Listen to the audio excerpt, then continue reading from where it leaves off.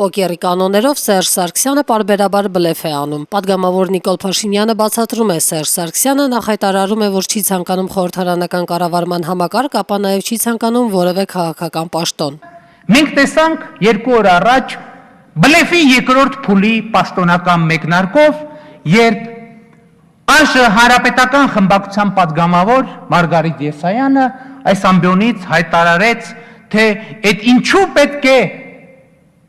գյուզալ իշխանությունը թողի գնա իր տանը նստի Սերժ Սարգսյանը։ Այդ ումով եք ուզում փոխարինել մեր սիրուն սիմպաթիչնի բոյով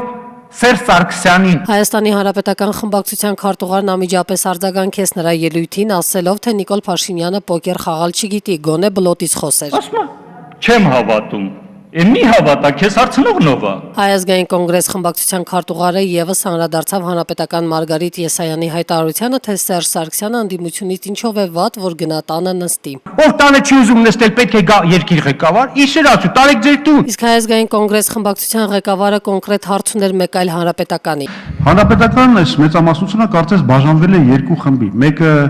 ասում է, որ Սերժ Սարգսյանը չի վերարտադրվելու։ Մի ուրիշ մասը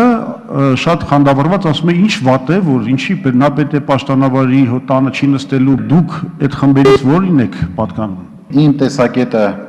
նախագահ Սերժ Սարգսյանի հետագա պաշտոնավարման հետ կապված, ես դες առանձին կասեմ։ Սահմանադրական փոփոխությունների վերաբերյալ քննարկումները ավարտին հասցնելու համար սեպտեմբերի 18-ին տեղի կունենա ազգային ժողովի արտահերտ նիստ։